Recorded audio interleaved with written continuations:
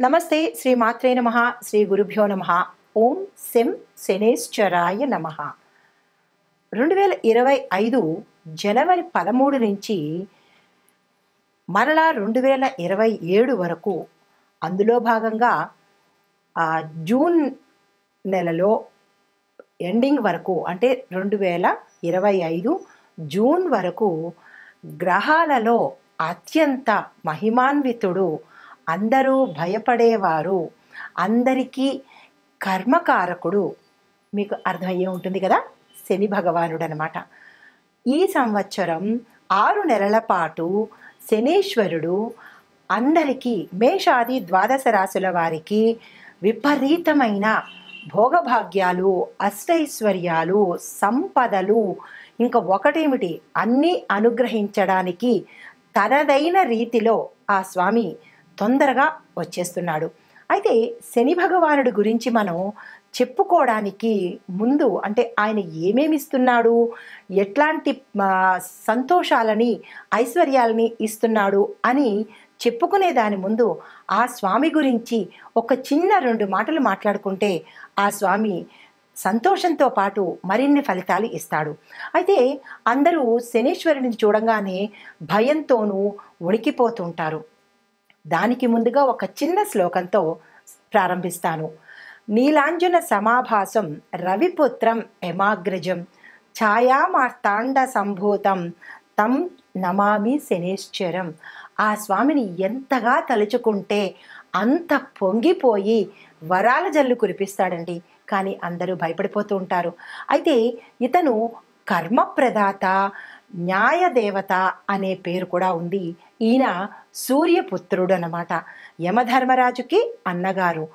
సూర్యపుత్రులు ఇద్దరు కూడా, యముడు శనేశ్వరుడు కూడా ఇద్దరు న్యాయదేవతలు. అంటే మనిషి యొక్క కర్మను ఎలాగా పరిపక్వం చేయాలి అనే దానితో పాటుగా ఎక్కడికక్కడ మనిషి యొక్క కర్మలను నశింపచేస్తూ వాళ్ళని ఉత్తమంగా తీర్చిదిద్దడానికి వీరి ఇద్దరు న్యాయదేవతల కింద చెప్పుకుంటాము. అయితే అందులో శనేశ్వరుడు మన హిందూ వేద ఖగోళ శాస్త్రంలో నవగ్రహాలలో ప్రత్యేకమైన గ్రహము. ఆయనకి రాజు మకుటం కూడా ఉంటుందన్నమాట. మీరు పరిశీలించినట్టయితే మిగతా గ్రహాలన్నీ సింగిల్గా ఉంటాయి, ఈయనకి ఒక ఒక చక్రం కూడా ఉంటుందన్నమాట. అయితే ఈయనకి మందగమనుడు అనే పేరు ఉంటుంది. మందగమనుడు అంటే స్లోగా నడిచేవాడు అన్నమాట. అయితే ఈ శనేశ్వరుడు అత్యంత ఆయనకి ఇష్టమైన వస్తువులు నువ్వులకు సంబంధించినవి, నలుపు నీళ్ళు అంటే తిండికి సంబంధించినవి, నువ్వులకు సంబంధించినవి, తరువాత నువ్వుల నూనె, ఇలాంటి వస్తువులు. బట్టలకు సంబంధించి అంటే వస్త్రాలకు సంబంధించి చూసినట్టయితే నల్లటి వస్త్రాలు, నీలం వస్త్రాలు అవి ఇష్టమైనవి. ఇంకా లోహాల గురించి చూసినట్టయితే ఇనుము అత్యంత ప్రీతికరమైనది. తరువాత శుచి శుభ్రత లేని ప్రదేశాలంటే ఆ స్వామివారికి అంటే అశుభ్రతకు ఎక్కడ ఎక్కువ అశుభ్రత ఉంటుందో అక్కడ ఆ స్వామి ఉండిపోతాడంట. కాబట్టి మనం అశుభ్రతని దగ్గరికి రానివ్వద్దు. అయితే మందకొడిగా ఉండడము, నల్లని కాకి ఈయన యొక్క వాహనం అన్నమాట. అయితే సమస్త ప్రాణి కోటికి పాపకర్మల ఫలాన్ని ఎప్పటికప్పుడు అనుభవింపచేసేస్తుంటాడు. కర్మఫల ప్రదాత. దానితో పాటుగా జీవులు చేసిన తప్పులు, మన తప్పులు తెలియవు కదా, వెంటనే ప్రాయశ్చిత్తం చేసేసి ఆ తప్పును తెలుసుకునే జ్ఞానాన్ని ప్రసాదిస్తాడు ఈ మహానుభావుడు. అయితే శిక్షలు ఆయన వేసే విధానం కూడా అటు ఇటుగా ఉంటుంది. ఎవరైతే ఈయనకి ప్రీతికరమైన పనులు చేస్తూ ఉంటారో వారికి తన యొక్క శిక్షలను తగ్గిస్తూ ఉంటాడనమాట. అంటే మనం నిత్యకృత్యంగా చెప్తూ ఉంటాం, గొడ్డలతో పోయేదానికి గోటితో పోతుంది అంటూ ఉంటారు కదా. అంటే పెద్ద పెద్ద ప్రమాదాలను కూడా ఆ స్వామిని ప్రసన్నం చేసుకుని ఆయనకి ఇష్టమైన పనులు కనుక చేసినట్టయితే చిన్న చిన్న మరి తప్పదు కదా, తప్పుకు శిక్ష ఉండాలి కదా, అలా చేస్తుంటాడనమాట. అయితే దీనితో పాటుగా వీళ్ళు అంటే ఈ శనీశ్వరుడు బ్రతికి ఉండగానే మనకి గుణపాఠాలు నేర్పిస్తాడు. దానితో పాటుగా ఆయనకి ఎవ్వరి మీద కసి కానీ కోపం కానీ ఇట్లాంటి పగ ప్రతీకారాలు ఉండవు. ఆయనకి అందరూ సమానమే. యమధర్మరాజుకి అందరూ సమానమే. గరీబైనా లేదా అమీరైనా, గొప్పవాడైనా, కోటీశ్వరుడైనా, కటికి పేదవాడైనా సరే యమధర్మరాజుకి ఎలా సమానమో ఈ శని భగవానుడికి కూడా అంతే సమానం అన్నమాట. అయితే మనం చేసే మంచి పనుల వల్ల ఆ స్వామి కరుణించి అందలం ఎక్కిస్తాడు, ఆయుష్ని ఇస్తాడు, ఆరోగ్యాన్ని ఇస్తాడు, అందమైన రూపాన్ని ఇస్తాడు. ఆయన ఏది ఇవ్వడు చెప్పండి? అన్నీ ఇస్తాడు. కానీ మనం మసలుకునే తీరులోనే ప్రతి ఒక్కటి ఉంటుందన్నమాట. అయితే సాధారణంగా శనేశ్వరుడిని చూసి భయపడి కష్టాలు ఇస్తాడేమో, నష్టాలు చేస్తాడేమో అని ఆయన్ని భయంతో మనం ప్రార్థన చేస్తాము. ఎప్పుడైతే భయంతో ప్రార్థన చేశామో అప్పుడు మరింత ఎక్కువ అవుతుంది తప్ప తక్కువైతే అవ్వదు. ఆయన్ని ఇష్టంతో, భక్తితో కనుక ప్రార్థన చేసినట్టయితే మన కష్టాలని తగ్గిస్తూ ఉంటాడు. అంటే గ్రహాలలో శనేశ్వరుడు దండన ఇచ్చే గ్రహం అన్నమాట. అయితే ఇందులో మనకి ఈ భగవానుడు ఇచ్చే ఆయన వచ్చే ప్రతి ప్రాణిలోకి వచ్చే అవకాశాలు ఏంటి అంటే ఏలినాటి శని అంటే సాడే సతి అంటారు, 7.5 సంవత్సరాలు, అర్ధాష్టమ శని, అష్టమ శని, ఇలాగా శని మహర్దశ కాలాల్లో ఆయన ప్రతి ఒక్క మనిషి జీవితంలోనూ ప్రవేశన చేస్తూ ఉంటాడు. అలాగే నక్షత్రాలలోనూ రాసుల్లోనూ కూడా ఈయన ప్రవేశం ఉంటుందన్నమాట. అయితే మనం భయపడిపోవాల్సిన పని లేదు. ఆయన పరిహారాలతో ఆయన్ని మెప్పించి ఆయన అనుగ్రహాన్ని పొందే శక్తి మనిషికి ఉందన్నమాట. అయితే ఈ శని యొక్క ఆధిపత్యంలో ఉన్న రాసులు ఏమిటి అంటే కనుక, అంటే మిత్రస్థానాలు, శని ఆధిపత్యం వహించే రాసులు మకర, కుంభాలు. ఆయనకి మిత్ర రాసులు ఏవి అంటే కనుక మిథున, కన్య, వృషభ, తుల. ఈ 4 రాసులు మిత్ర రాసులు ఆయనకి. అయితే నక్షత్రాలు ఏవి అంటే కనుక పుష్యమి, అనురాధ, ఉత్తరాభాద్ర నక్షత్రంలో జన్మించిన వారికి కొంత వెసులుబాటు అంటే అమెండ్మెంట్స్ ఇవ్వడము, కొన్ని డిస్కౌంట్లు ఇవ్వడము చేస్తుంటాడనమాట.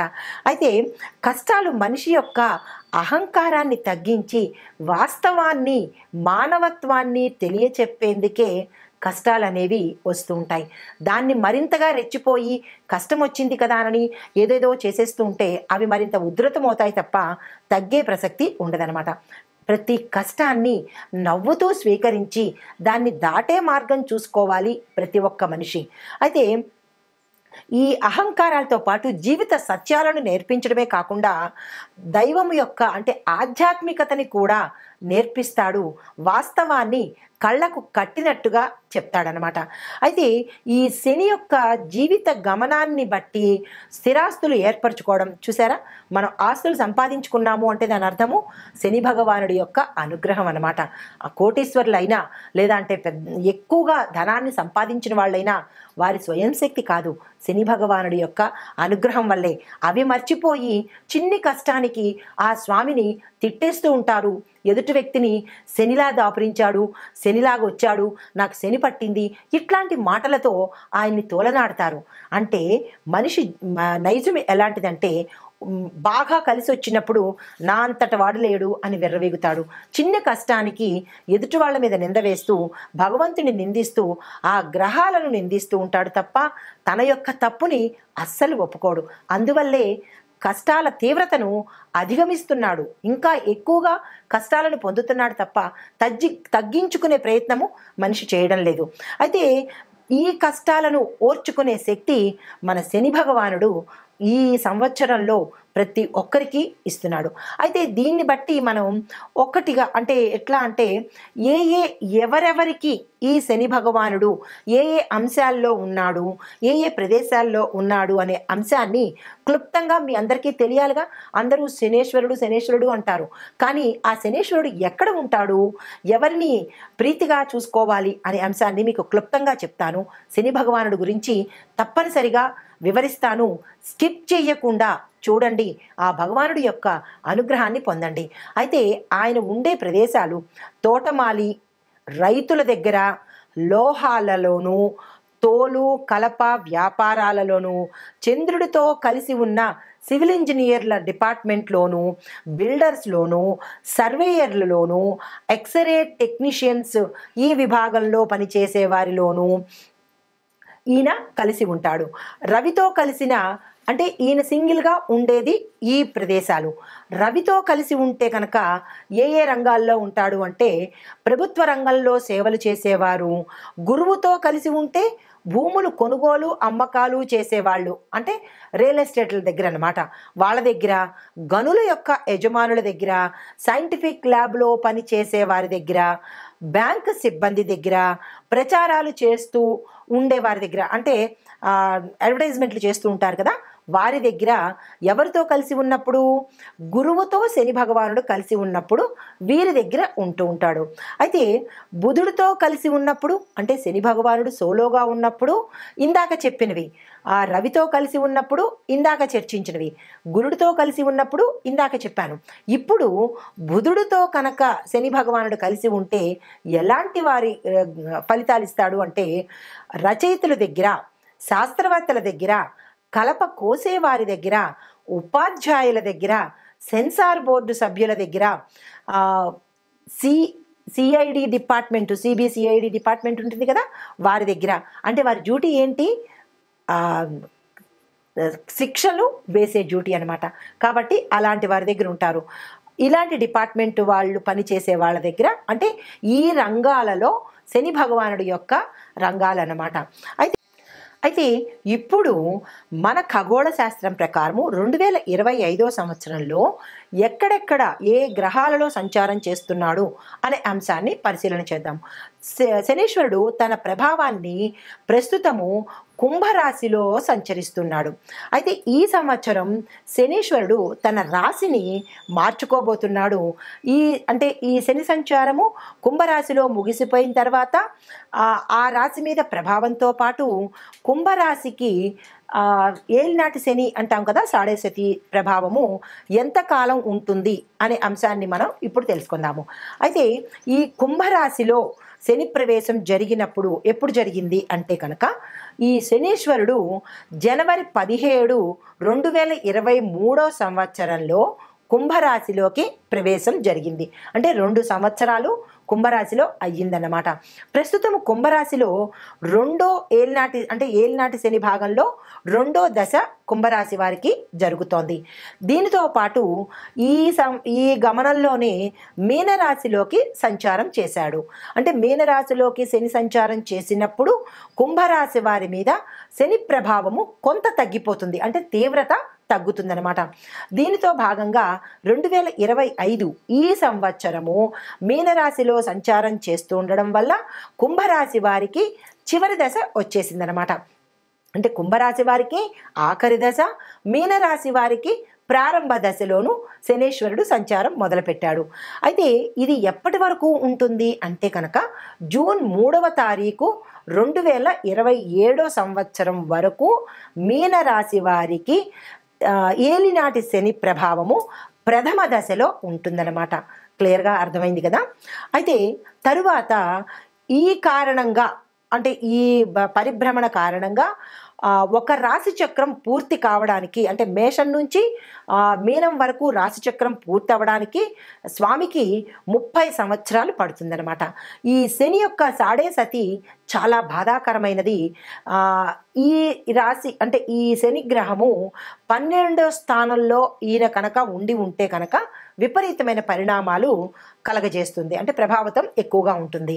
అయితే మీనంలో సంచరించినప్పుడు మకర రాశి వారికి ఇప్పుడు అన్నమాట, మీనంలోకి వచ్చేసాడు కదా, ఇప్పుడు మకర రాశి వారికి శని దశ పూర్తిగా పోయింది. అంటే శనీశ్వరుడు ఏలినాటి శని ప్రభావం నుంచి మకర రాశిని తగ్గించేశాడు. 2వ పాయింట్, కుంభరాశి వారికి చివరి దశకి వచ్చేశారు, మీనరాశి వారికి ప్రథమ దశ ప్రారంభమైందన్నమాట. తరువాత దీనితో పాటుగా మార్చి 29, 2025 సంవత్సరము మీనరాశిలోకి ప్రయాణం చేస్తూ మేషరాశికి కూడా మొదటి దశని ఇస్తున్నాడు. అంటే చూడండి, మీనం తర్వాత చక్రంలో మళ్ళా వచ్చింది ఫస్ట్ ఏంటి, మేషరాశి. మీనం 12వ రాశి అయిపోయింది. తర్వాత దాని ఎఫెక్ట్ ఎవరికి ఉంటుంది, మళ్ళా రాశి చక్రంలో మొదటి స్థానము మేషరాశికి. అంటే మళ్ళా మేషరాశి వారికి ప్రథమ స్థానంలోకి అవ్వబోతోంది. అంటే ఈ ఎఫెక్టు మేషరాశి వారికి కూడా తగలబోతోంది అన్నమాట. ఈ మేషరాశిలో వచ్చేటప్పుడు మొదటి దశ ప్రారంభం అవుతుంది. రెండో దశ అంటే మీనరాశికి రెండో దశ, కుంభరాశికి చివరి దశ. ఇలాగా స్వామివారు అంచెలంచెలుగా ప్రయాణాన్ని సాగిస్తున్నారు. అయితే ఈ శని గ్రహము ఏ రాశిలో అయితే 8వ ఇంట 4వ ఇంట ఉన్నప్పుడు ఆ రాశి యొక్క దశ ప్రారంభము అయినట్టుగా మనం గమనించుకోవాలి. కుంభరాశిలో శనేశ్వరుడు సంచరించడం వల్ల కర్కాటక, వృశ్చిక రాశుల మీద ఆయన యొక్క దయ ప్రభావము ఏర్పడుతుంది. శని మీనంలోకి ప్రవేశించినప్పుడు సింహానికి, ధనస్సుకి వారి యొక్క ప్రభావము దయనీయంగా అంటే దయ కలిగి ఉంటుందన్నమాట.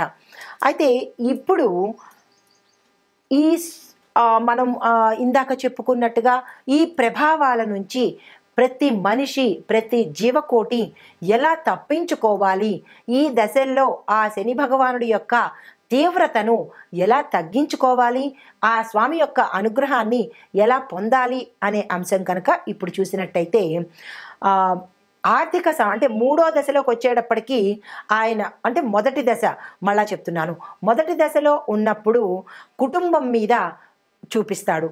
రెండో దశలో ఉన్నప్పుడు శరీర అంటే మన ఆరోగ్యం మీద చూపిస్తాడు. మూడో దశలో ఉన్నప్పుడు ఆర్థిక పరంగా చాలా జాగ్రత్తలు తీసుకుంటూ ఉండాలి.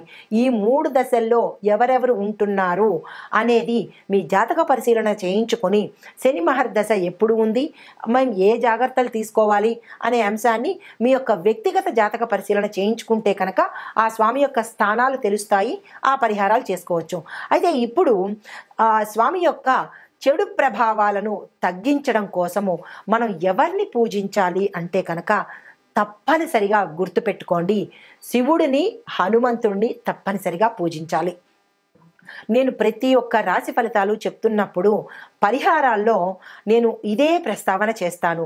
ఎక్కువగా శివుణ్ణి పూజించండి, ఆంజనేయ స్వామిని పూజించండి అనే ప్రస్తావన ఎక్కువ తీసుకొస్తాను. ఎందుకు అంటే కనుక ఈ ఇద్దరే మనకి శని ప్రభావాన్ని తప్పించగలిగిన వారు. ఎప్పుడు ఈమె ఇదే చెప్తూ ఉంటుంది, ఇంకొక పరిహారం చెప్పదా అని మీకు విసుగు రావచ్చు. కానీ మిగతా పరిహారాలు చెప్పినా కానీ అది ఫలితం లేకుండా ఏదో చెప్పాలన్నట్టే ఉంటుంది తప్ప మీకు ప్రయోజనం అయితే చేకూరదు కదా. అందుకనే ఈ ఇద్దరిని తప్పనిసరిగా 2025లో ప్రతి రాశి వాళ్ళు కూడా తప్పనిసరిగా ఈ 2 పరిహారాలు, మిగతావి మీ యొక్క జాతక పరిశీలన బట్టి ఆ పరిహారాలతో పాటు ప్రతి ఒక్కరూ కూడా వీరిద్దరిని పూజించాలి, ప్రదక్షిణలు చెయ్యాలి, వారికి ఇష్టమైన పనులు చెయ్యాలి. అప్పుడే శని భగవానుడి యొక్క తీవ్రత తగ్గుతుందనమాట. అయితే శని భగవానుడికి ప్రీతికరమైన పనులు ఏమిటి అంటే కనుక అంటే ఆయన్ని ప్రసన్నం చేసుకోవడానికి ప్రీతికరమైన పనులు మన కింది స్థాయి వారిని గౌరవించడము, వారిని ప్రేమించడము, వారికి సదుపాయాలు కలగచేయడము, ఇలాంటివి ఏవైనా మీ యథాశక్తి చేసినట్టయితే శని భగవానుడు చాలా ప్రీతి చెందుతాడు. ఇదే అంశాన్ని నేను రాశి ఫలాలు చెప్పేటప్పుడు ప్రతి ఒక్కళ్ళకి ఇది తప్పనిసరిగా చేసుకోండి అని విన్నవించుకుంటాను. ఎందుకు అంటే ఆ స్వామి యొక్క అనుగ్రహం పొందాలి అంటే ఇంతకు మించిన మార్గం లేదు. అంటే మన ఖగోళ శాస్త్రంలో ఈ నవగ్రహాలకి ఏ గ్రహానికి సంబంధించిన ప్రత్యేకత వారికే ఉంటుంది. అంటే చంద్రుడికి, సూర్యుడికి ఇలా నవగ్రహాలకి ఎవరి ప్రత్యేకత వారికే ఉన్నప్పటికీ అన్నిట్లోనూ ప్రత్యేకమైన గ్రహము శని భగవానుడు అనమాట. ఎందుకు అంటే ఈయన గమనము 19 సంవత్సరాలు ప్రయాణం చేస్తాడు కాబట్టి చాలా స్లోగా వెడుతూ ఉంటాడు. మిగతా గ్రహాలు పరిహారాలతోనే అనుగ్రహిస్తారు. ఈ పరిహారం బుధుడికి పరిహారము, గురుడికి పరిహారము, దానాలు ఇచ్చేస్తే అనుగ్రహం ఉంటుంది. కానీ ఒక్క శని భగవానుడు మాత్రమే మీ తోటి వారిని ప్రేమించడము, మానవత్వం కలిగి ఉండడము, నీతి, నిబద్ధత, న్యాయము కలిగి ఉన్న వారి జోలికి ఈయన అస్సలు వెళ్ళడు. కర్మకి తగ్గ ఫలితాన్ని ఇస్తాడు కానీ తీవ్రతను అయితే ఇవ్వడు. అందుకే ప్రతి ఒక్కరూ తమ దైనందిన జీవితంలో మనం అలవాటు చేసుకోవాల్సింది మన సాటి వారిని, తోటి వారిని మోసం చెయ్యకుండా, మన కింది స్థాయి వారిని, మన పని వారిని, కొంతమందిని అంటే మనకి బీదవాళ్లను, మన పని వాళ్లను ప్రతి ఒక్క మనిషిని గౌరవంతో చూడాలి, మోసం చెయ్యకుండా ఉండాలి. న్యాయబద్ధమైన నిబద్ధత కలిగిన జీవితాన్ని ఎవరైతే కొనసాగిస్తూ ఉంటారో వారికి శని భగవానుడి యొక్క కష్టాలు ఎలా ఉంటాయంటేట, ఎండలో వెళుతున్నప్పుడు చల్లని చిరుగాలి ఎలా ఉంటుంది, చల్లగా హాయిగా ఎలా ఉంటుందో అలా అనుభవింపజేస్తాడంట. కానీ ఆయన ఎవరికి తీవ్రమైన పరిణామాలు ఇస్తాడు అంటే, ఎదుటివారిని మోసం చేసేవారిని, అబద్ధాలతో కాలం గడిపేవారిని, ప్రతి ఒక్కరిని కించపరచటం కానీ, తక్కువ చేసి మాట్లాడడం కానీ, ఎదుటివారిని హేళన చేయటం కానీ, ఇలాంటి అకృత్యమైన పనులు ఎవరైతే మనిషిగా చేస్తారో వారికి తీవ్రమైన పరిణామాలు కలిగిస్తాడు. ఎందుకంటే ఆయన కర్మప్రదాత కదా. కర్మ అంటే పని, అది మంచి పని అవ్వచ్చు, చెడు పని అవ్వచ్చు. కాబట్టి ఇక నుంచైనా ప్రతి ఒక్కరూ నీతిబద్ధమైన జీవితాన్ని, న్యాయబద్ధమైన జీవితాన్ని అలవరుచుకోవడంతో పాటు సాటి వారిని, అది ఎవరైనా కావచ్చు, మనకన్నా తక్కువ కావచ్చు, మనకన్నా ఎక్కువ కావచ్చు, ప్రతి ఒక్కళ్ళని గౌరవించడం నేర్చుకున్నట్టయితే కనుక ఆ స్వామివారి అనుగ్రహానికి చెప్పక్కర్లేదు, ఆయనే తగ్గించేస్తాడు.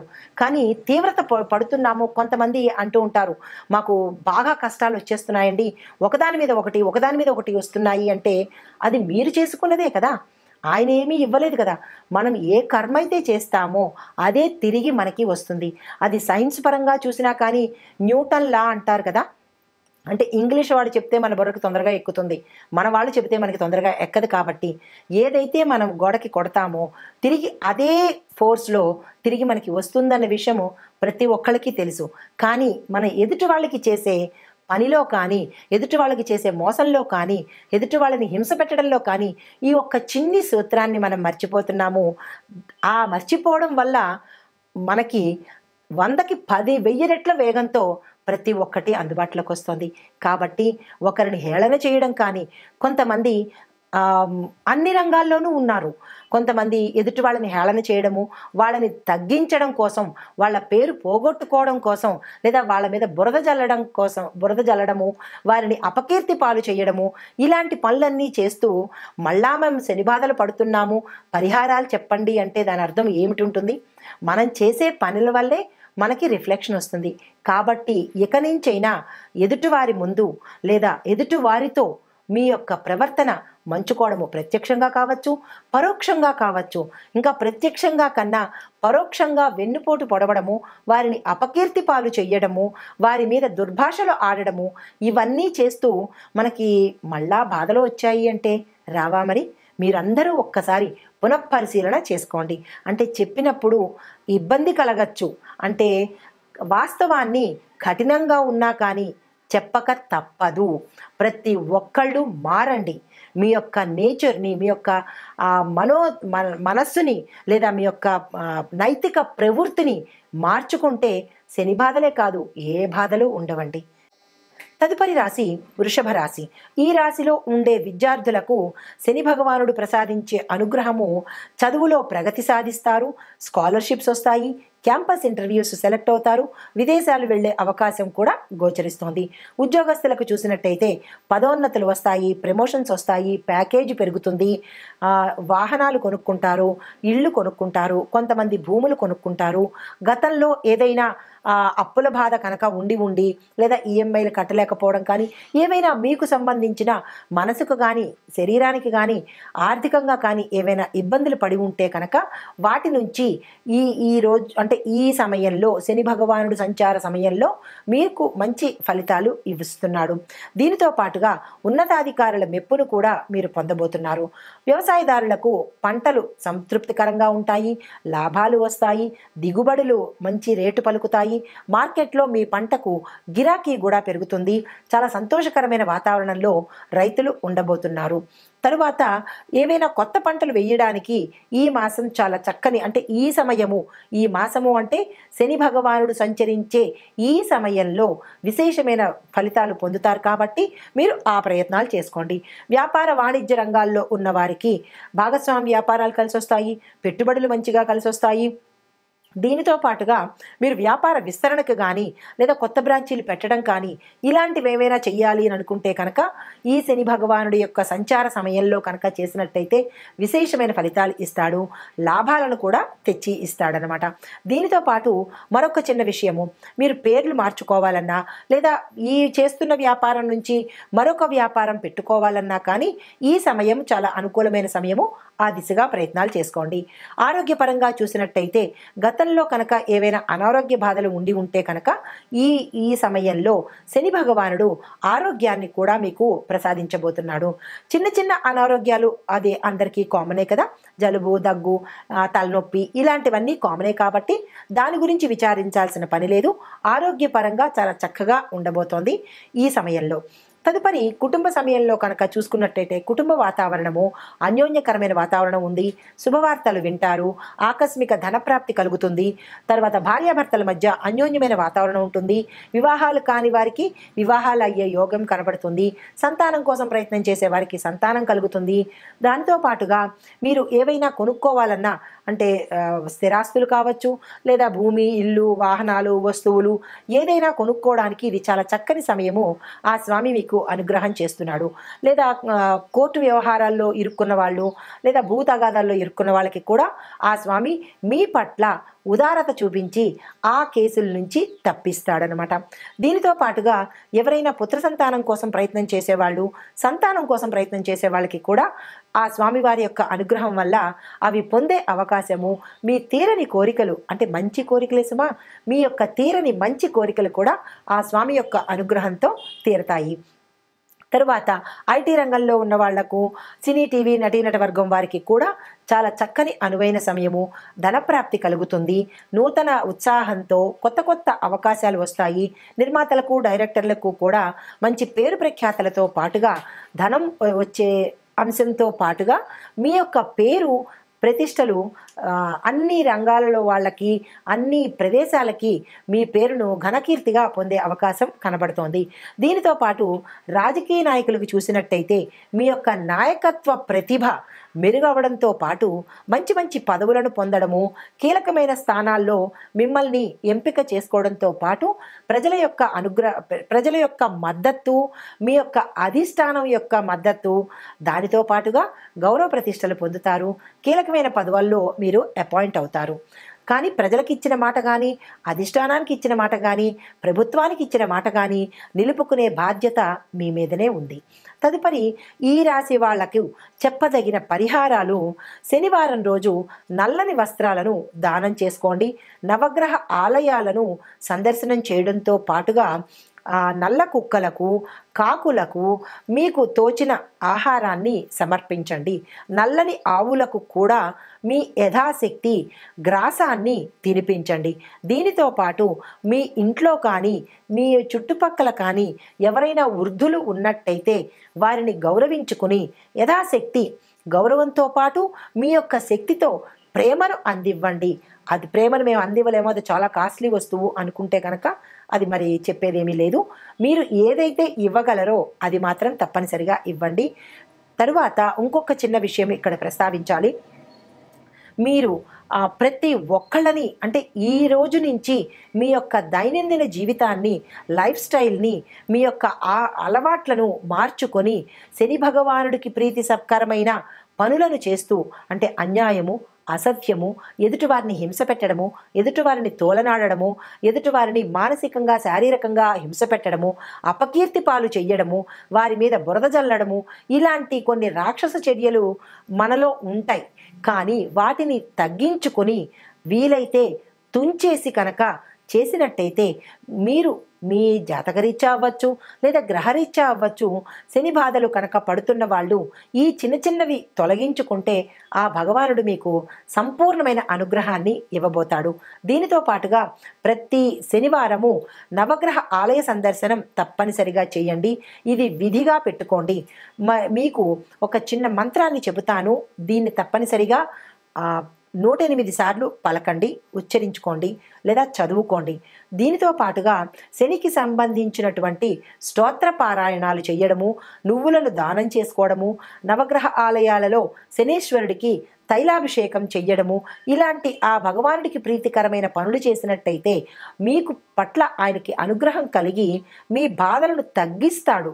మీ కర్మను మీరే అనుభవించాలి తప్ప ఎవరో అనుభవించరు కదా. కాకపోతే వాటి తీవ్రతను మీ చేతిలోనే ఉండే ఈ చిన్ని చిన్ని పరిహారాలు చేసుకుని తగ్గించుకునే అవకాశం కనబడుతోంది. మీరు చిన్న పరిహారం చేస్తే ఆ స్వామి కొండంత అనుగ్రహం ఇస్తాడు. కాబట్టి తప్పనిసరిగా ఈ పరిహారాలు చేయించుకోండి. మరొక విశేషం ఏంటంటే, ఇవి గోచార రీత్యా చెప్పదగిన పరిహారాలే కానీ మీకు జాతక పరిశీలన చేయించుకొని అందులో ఏ స్థానంలో శని భగవానుడు ఉన్నాడు, ఆయా స్థానాల విశ్లేషణ చేయించుకున్నట్టయితే జాతక చక్రంలో స్వామివారి స్థానం ఎక్కడుంది, ఎలాంటి ఫలితాలు ఇస్తున్నాడు అనే అంశాన్ని పరిశీలించి మీ యొక్క జ్యోతిష్కులు చెప్తారు. కాబట్టి వారు చెప్పిన సూచనలను పాటించుకుని మరింత బాధ నుంచి విముక్తులయ్యే అవకాశం కనబడుతోంది. ఇప్పుడు మీకు 2 మంత్రాలు చెప్తాను. ఏది సులువుగా ఉంటుంది అది మీరు మననం చేసుకోండి. ఓం శం శనేశ్వరాయ నమః అనే మంత్రంతో పాటు మూల మంత్రం కూడా చెప్తాను. ఓం ప్రాం ప్రీం ప్రౌం సహ శనేశ్వరాయ నమః అనే ఈ మంత్రాన్ని రాసుకుని కానీ పదే పదే విని కానీ చేసినట్టయితే కనుక విశేషమైన ఫలితాలు పొందవచ్చు. ఆ స్వామి యొక్క అనుగ్రహాన్ని సంపూర్ణంగా మీ యొక్క మంచి మనసుతో, ఆయనకి భయపడి మాత్రం చెయ్యకండి. భయపడి చేస్తే ఇంకా తీవ్రత పెరుగుతుంది. భక్తితో చెయ్యండి, తొందరగా అనుగ్రహిస్తాడు. నమస్తే.